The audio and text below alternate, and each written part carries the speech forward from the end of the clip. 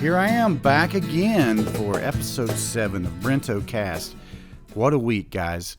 I hope I've got my level set. There's a lot of talking going on beneath the studio, and I can hear it, but it looks like it's not picking up on the recorder, so hopefully you guys aren't hearing tons of mumbling in the background. This is take 2. If you are hearing that, I'm sorry. That's just the way it is. One of the limitations of recording these on Monday mornings, which are my work days, on quick breaks. But what an amazing weekend we had here at the Brento Command Center. We are once again manifesting a beautiful and amazing week full of activities and fun for Delilah and myself and all of us. General well-being. Been detoxing, feeling pretty good from that, doing pretty good on that. Just got to get back to the feeling energetic enough to do the workouts. But we are both on track for a leaner vacation this year at the beach, and that's what we're going for, just so we have more energy to, sort of pour into Delilah activities and keeping her absolutely entertained at all times, and enriched at all times. That's kind of my number one goal right now. I have been really into ripping VHS, as I mentioned in the last episode, and at long last, I think I've got things sort of dialed in whereby I can back up all of my VHS. By the way, I have a unboxing of 40 VHS tapes coming sometime this week, probably Wednesday. So I'll probably release that directly to the VHS Graveyard fan page. But I digress. It's exciting to be expanding again, although it looks like another lot from Blockbusters. So probably have a lot of the stuff. Actually, the tape that made me get the lot was called Lone Wolf McQuade. It's a favorite Chuck Norris film of mine, which I don't actually have the VHS for. So always been kind of keep my eye out for that. And that's just generally what makes me buy lots here and there. It's like I don't want to pay more than $1 a tape. I'd really like to be paying more like 25 cents a tape or 50 cents a tape. But some, VHS that I don't have in my collection would be optimal. So that's how I sort of look for lots to bid on. And occasionally people aren't so nuts with the price, although I did pay $11 with shipping, I think, for one tape that was I'm starting sort of erotic thrillers type section that I did not previously have. Now, to clarify, it's not pornography. It's really just kind of like the sultry ladies of the 80s in action scenarios where it's like a woman that's a female-led police officer or detective, not exactly in the Cynthia Rothrock martial arts mode, but really more of like there's this beautiful heiress, and she's apparently killed her rich husband to get all of his money, but then there's a MacGuffin. It always turns out not to be her. So it's really just kind of like a thriller, just sort of with that female lead. Sometimes there's minor nudity, not always. It's not really about that. It's just a genre that I used to watch back in the day. I haven't watched those in years, but I noticed that some of those are sort of coming up. And Shannon Tweed, and then I forget, I did a little watch along of a film called The Granny, where there's a girl that's very much in that Shannon Tweed typecast, and I sort of looked her up, and there's a bunch of films in this genre she's done as well. But anyway, I digress. I've gotten a few of those, and so I thought I would start me a little section of that. So I got maybe 4 or 5 of those, which you can watch the unboxing actually right on the VHS Graveyard fan page on Facebook. Moving right along, this week, what do? We took Delilah to Dan Nicholas Park very early on Sunday. We were literally the first people in line at the gem mine. We did the gem mine, we rode the train, we did the carousel, and we did it so early. We actually started with the gem mine. We were literally the first folks down there, and just as we were finishing up, I had never done that before. Obviously, Delilah had never done it before. She had a blast, all the water and the sand and stuff. It was just like playtime for her. Nancy really pushed us for the $50 bucket, and I was like, no, let's get the $25 bucket.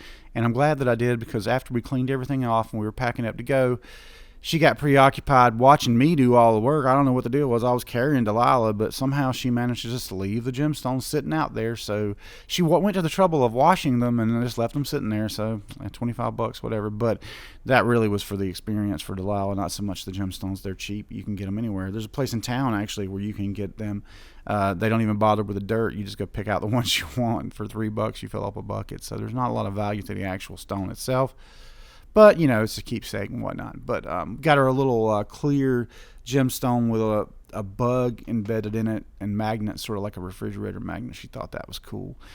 She's just having a blast, and reflecting on that, that's what it's all about. Just having fun with her childhood and capturing these memories. I'm dedicated to producing that vlog every week. And this is just kind of an add-on to that, to talk about what we did over and beyond what you hear me saying from behind the camera. I mean, it's another reason to do these Brentocasts, and I'm already at 7. Some of the work I hope to do this week is to actually get the episodes on a new platform. The simple podcasting plugin, which ostensibly is supposed to be free, turns out will not propagate your media out to iTunes and Spotify and whatnot. They want you to pay for a service. That service was supposed to be real cheap. I looked into it. It actually has gone up. And I was like, no, I'm not paying that. That's ridiculous. Not when I can do it for free. So I looked at my old podcast and what I had published that on. I think it's called Cool Podcasting or something like that. Cool Podcast plugin. It does it for you for free. And it's just kind of pointing the RSS feed. And you were still hosting the files on your regular web space if you have a website. So why should you pay somebody else to host them again? Just didn't make sense to me. But the long and short of it is you have to install a new directory for every podcast. So now that I've got 2, I've actually put the first VHS graveyard up, and it seems to be working.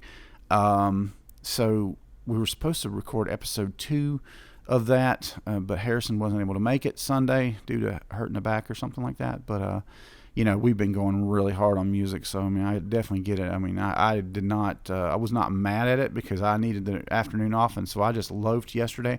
But I digress. We did the usual thing with Delilah, was to take her off and do something fun, and then we usually end that up at Baden Coffee, which we did yesterday, and that was great. I had a delicious, dirty cappuccino, iced. It was great. Delilah had a good time as always, and so then we came home, and Summer was again 1 hour late picking her up on Sunday, but big whoop, right? So this week I'm hoping to sign Nancy and I up for the certified trainer course that Stanley Community College is offering on Mondays and Wednesdays starting August 22nd, I think. So I definitely have to get on top of that.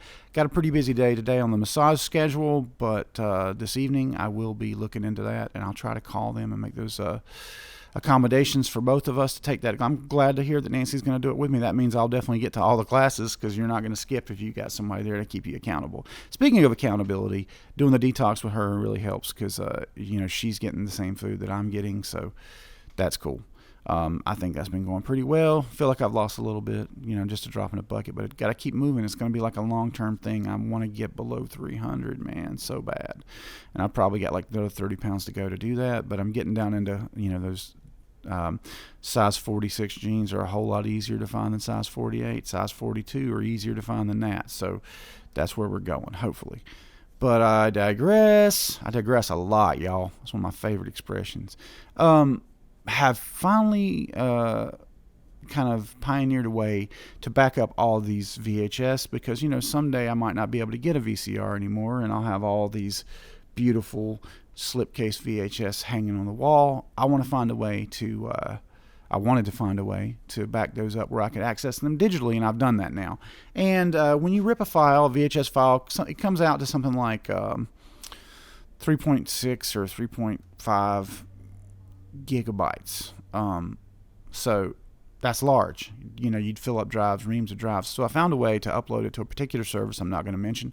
And they block it because obviously it's copyrighted, but you can still watch it yourself. So that means I could archive all these and just have access to that account and share that with, just immediate family members, and be able to watch this stuff, or re-download it in a very compressed format where it goes from being 3.6 gigabytes to being like, 360 gigabytes, 360 megabytes. So, I'm pretty chuffed to find that, and I've been trying to keep this thing running the whole time. And as it so turns out, I just finished ripping Remo Williams, or either the tape is having problems. Looks like maybe the tape was having problems. Yeah, that's what it was. Oh, actually, it was an effect in the movie. Remo Williams. Lots of horror movies. Ripped Runaway with Tom Selleck the other day. I've really enjoyed that. I actually dream about backing these movies up, and it's kind of cool to see that VHS presented on my big screen TV, in 4:3 aspect ratio. I watched a bit of The Long Kiss Goodnight last night, and it really took me back. That's the nostalgia feeling that comes with watching these VHS tapes. However you watch them, is part of the attraction. But I digress. We didn't get episode 2 of VHS Graveyard recorded as planned this week, so maybe next week, who knows. We are reaching out to new players to try to make Bowers Foreman able to play electric shows again, with the plans of maybe playing a show on our deck out here sometime over in the fall when the weather's nice. And we have got 2 drummers to respond, and we're going to try both of those out. And one of them is already scheduled to try out with us next weekend, and I'm looking for guys that live in this vicinity. I put on my band mix account, I put 25 miles from this location as my my limit, and because that includes Concord, we got a ton of people. So one of the guys here that's responded is actually from Albemarle, so that's cool. If either one of those guys works out, or both, one of them also plays bass. I mean, in theory, both of those guys, one guy could be the bass player, one guy could be the drummer, and we could be back in business, since old Dean quit us, and we quit playing with Joe because he was so far away and so booked up with his other bands. It'll be great to get back to playing electric. You miss it when you don't do it. And other news, I picked up another guitar as our backup guitar playing live. I felt really sketchy about leaving my J200 on the stand where some waitress is going to walk by and think nothing and knocking it over. Oh, sorry. And, you've broken like a very expensive guitar. So I want to have that backup axe. Between the two of us, we need to have a third guitar ready to go anyway for pop strings and things of that nature. So it came my way at a very good price. It's a kind of not a high-end model. It's made in Mexico by Martin, but it's made out of Formica. It's supposed to be nylon and scratchable, and it plays pretty decent. I do need to have the action set up on it, but yeah, it plays pretty decent. It's fun, very easy to play. It's supposed to be a Juggernaut. It doesn't look as big as the Juggernaut models to me, but I feel like I'm all over the place this week, so I don't know what's up with that, but in a nutshell, that has been my week. Just checking on the time. I do try to keep these to a reasonable length, guys. Might be a little short this week as I've got a client coming here at 10 o'clock, but things are going great, man. I mean, like, as far as the activities that have kind of come my way here lately, we have another acoustic gig scheduled, Bowers Foreman, on October 1st. And then I intentionally skipped a month for our next one to give us time because we're working on other projects, production projects. So then we'll be playing the first or second Saturday in December, and we'll try to do our Christmas show on those dates. And then I think I'll have I'll maybe be out of pocket a little bit for my birthday, and definitely some in September we'll be out of pocket, so meaning on vacation.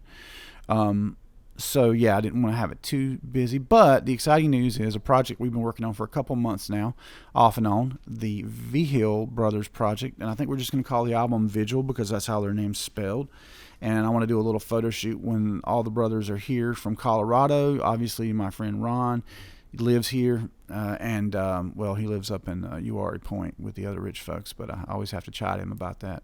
But Harrison and I are basically doing the music and producing the thing, and they're coming in and doing vocals and maybe adding some instruments here and there. But we had to do a lot of pre-work to have it where they could do their part in 1 or 2 studio days while they're here. So we've actually had the first session. We'll have another session, not this Wednesday, but next Wednesday, I think the 17th. And by then, we should have everything ready for them to just step in and do their parts and not in such a rushed manner. So excited about that music. Anytime you get to work in the studio, it's a great thing. Oh, Harrison's back to work this week. I hear gonna miss the extra access I've had to him. He's such an amazing collaborator and partner to work on all of our projects together. And it's like if I could, really, there's nothing bad about that guy. It's just that he and I both have that mindset that we want to work on a lot of different things. And at times I look out there and go, man, kind of getting back to that place where I've got like 4 or 5 things going at one time, which I tried to winnow down as far as my projects with Eddie. I mean, I had 34 songs in active production, and here we are again, doing some stuff for Ansel Brown, the V Hill Brothers, and one project with two other guys that we need to wrap up our parts on, and then a couple of our own albums. And then Harrison has a project with another girl artist, and then he has another album where he's just using various friends to sing his songs. So I know that's getting upwards of 5 projects for each of us. So that can get a little crazy at times, but I always find I'm most creative when I am burning the candle at both ends, so to speak, creatively, when I'm into a lot of stuff that requires my creative energy. When I was younger, I didn't burn out, but now I do find that after a studio session, especially if it's more than 4 hours, the next day I'm just exhale, it's okay. I don't have to be super creative today. I just got to get through this. And then a couple days later, I'm right back there to just burn it to do it again. Hey, another great news. Finally, the earache, well, not really earache, but the stopped up ear, which I think was from my diet, has gone. It did not just miraculously happen one day like last time. It just slowly improved with changing the diet. And now I'd say my left ear is probably back to about 90%, 95% maybe. So it's great. It really affects my singing. Our last performance, I felt so much better about my voice because I could just hear better. And that's amazing. Working on some new songs for the next show. I definitely want to add Back on the Chain Gang by the Pretenders. I've been playing that a lot lately. And a few other things in addition to the seasonal Christmas songs that we're trying to work up as well. I know I've kind of spitfired a lot at you here. That's just the nature of my mindset this morning. I'm hoping that we're seeing the end of this super hot weather and can get on to some more pleasant weather in North Carolina. Fall lasts a really long time in North Carolina. Fall and early winter are basically the same, except for you don't have the beautiful leaves. Weather-wise, they're basically the same, and it doesn't get really cold here nowadays until, January, mid-January sometimes, and then we only have about 6 weeks of that. So, yeah, for you summer warm weather lovers, this is the place. For me, I'd like to have a little more cold weather, but, I don't always get that anymore. But, I guess we're on this trend of the earth heating up a little bit. I don't so much buy into the concept that it's, global warming caused by man. I think it just probably happens. If you look at the various ages, I think it probably happens on a couple 100-year cycle. But, it is different than when I was a kid. I can't deny that. The weather is not the same. What have I been watching? Well, this week I watched a little bit of the new season of Walking Dead, which is just like every other Walking Dead. And it's so weird to even talk about it in such a way because it's all done to such a high level that I'm watching it on AMC, which I subscribe to through Prime, Amazon Prime, which I find is the best way to do it. You don't have to manage, subscriptions on Roku and direct subscriptions, the cable subscriptions. By the way, my cable is off right now. I've turned it off, DirecTV, because it was costing me an arm and a leg, and I found I wasn't using it much. But I do have it set to come back on October the 1st, which is our show date. But because there's seasonal stuff on there that I might not mind watching it, and if I find it just as useless as I have found it thus far, what I'm probably going to do is just cancel it for good. I've already met my commitment with them when I got it put back in. Now that we have internet access and stuff, and I could do direct or on demand, I guess is what they call it.